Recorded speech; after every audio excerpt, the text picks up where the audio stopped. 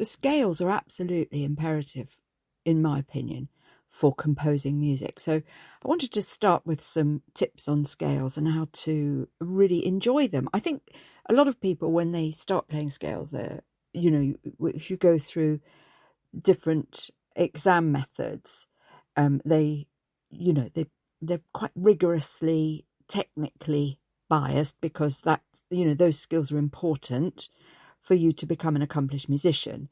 But they can be a bit dry, I think, scales sometimes, especially when you get to more advanced books and practice methods and, studies. If you open up a book of studies, they're very often really dry and really boring. But there's lots of ways you can tart them up a bit and, get them ready for a more interesting lifestyle. So one of the ways that I attack scales practice is I go and I find out online songs in that scale, and that's a really useful thing to do because you're bound to find something eventually that you like. I mean, if you've got a favorite band, you could put into Google AI, whatever, Chat GP, whatever it is you're using, or just Google search, and you could just say, let's think who I don't know any of the bands. I'm very old. Let's go for Take That. I know I was never a fan, but my kids were. So, take that in which Take That singles were in the key of C. Okay. Now, all right, I know one. Taylor Swift. Let's do Taylor Swift. What Taylor Swift track is in the key of? I think I looked at her stuff, and there's a lot of G. I'm sure it was her. A lot of songs in G and F.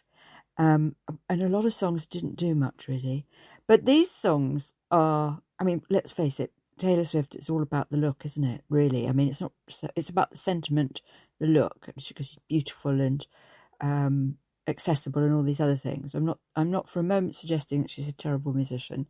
I wouldn't dream of saying that about somebody who's so successful. But anyway, I digress. I hope I haven't offended anyone by the mere hint that Taylor Swift may be boring in the music department. Okay, so say you're a big fan of Taylor Swift. My grandkids are fans of Taylor Swift, and you've got to learn this week or tomorrow. We're going to do a lot of work tomorrow. I say a lot of work. We're going to do C major scale on all the different instruments that I play tomorrow. It's quite exciting. So we're going to do piano to start, because piano involves bass and treble clef. So whatever other instrument you're going to play, if you're a flautist maybe, or if you play double bass like me, you're learning the treble and the bass clef, which is really good. It's really exciting. So the piano is a really good way to start learning scales, I think. Also because it's so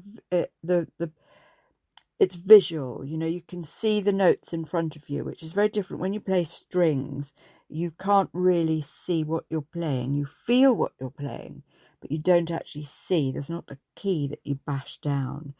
Do you see what I mean? So quite often it's quite helpful to play that piano because then you see your semitones and your whole tones, and that's a really useful thing to mentally map in your head.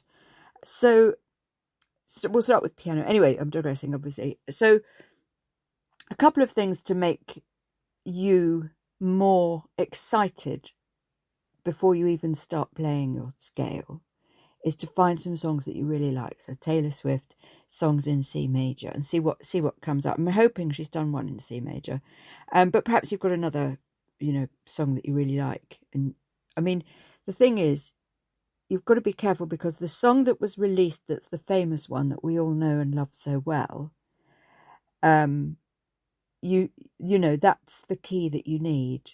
Of course, they do all these songs in other keys, but that's because they've been modified for different vocals or different instruments or different performers. So you want the original, I would say. And unless, your brain is going to be okay about doing it in different keys, because guitarists do that a lot.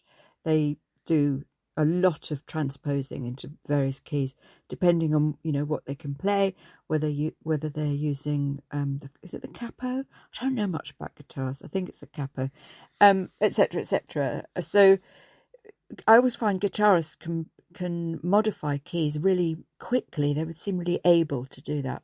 It's a bit harder for early musicians, beginner musicians in our string and piano instruments. Anyway, you've got your song in C major and you like it and you know it very well. So now you sit down at the piano and just improvise in that key.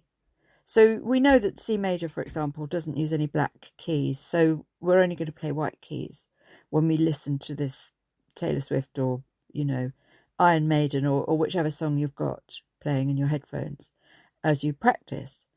And you'll find you start to go with the rhythm, which is really nice, but you'll find when you play a note that doesn't fit, your brain says to yourself, oh, don't play that one again. That didn't work there. Just keep playing it over and over again. Don't play it once, because quite often songs change key in the middle. So when it changes key, there will be different notes in the scale that work. And there'll be different notes in the scale when you're listening to chorus. But you keep playing it over and over again, and you'll start to discover orally what fits and what doesn't fit. And when songs change key, they usually change key because the notes that are being played work well in both of those keys. So if it changes to G major, say, it isn't necessarily a huge problem because C major and G major share lots of the same notes. So it doesn't matter while you're playing along. You don't have to know G major. You don't have to be playing the F sharp in that bit where they change keys, for example. You'll just maybe play the first and the third or something, or it wouldn't be the third, would it? Probably. Well, I won't go into details about that, but you may not play the fourth note, or you may not play the B or whatever, because it sounds like it's not fitting. But your ear will tell you all of that. It'll be really good. You'll learn how to do all of that. So that's one really good tip. Another tip is to just play when you're looking at the music or you're learning by heart. Hello, kitten. My cat's come to join us. Hello. Or you're playing by heart, or you're playing by copy. So you've got somebody playing the notes, da da da da, and you're going to copy them. Just focus on the first four to start with. Just the first four. And I find this is really, really useful. You can get really quick doing these first four notes. C, D, E, F, for example. Don't pay too much attention to my singing, though, because I can never sing in tune. But C, D, E, F, right? And then, hello, gorgeous. And then go to the fifth note and play to the end of the scale. G, A, B, C. Okay? So what you'll find is splitting it into these two groups makes the fingering much more manageable.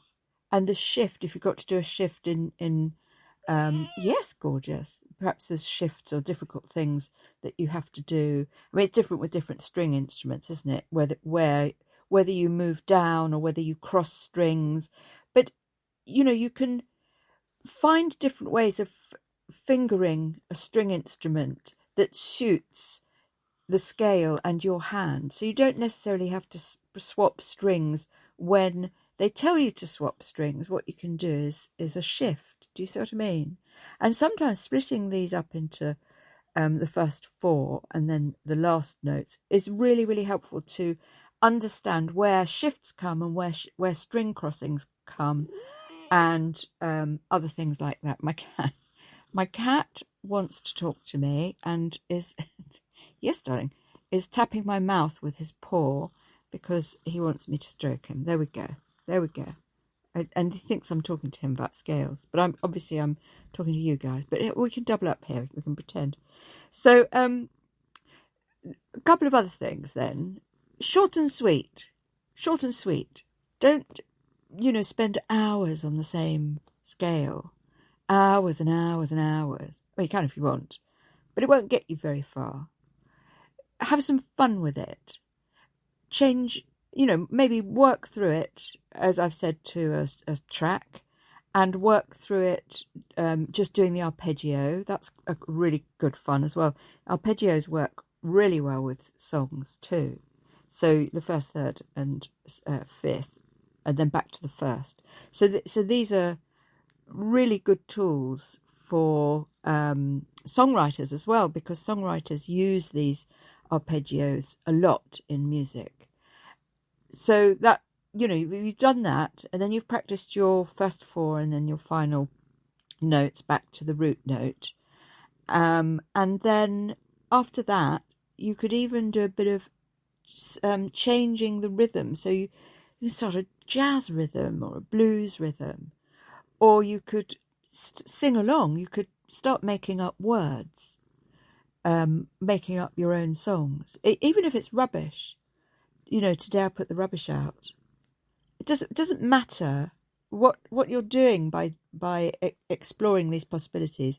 Is you're changing tempo, and some notes are now starting to be held down for longer, and others are done quickly. And this is really, really good practice. Yes, you do need to do them steadily and repetitively for exams, with exactly the same pace.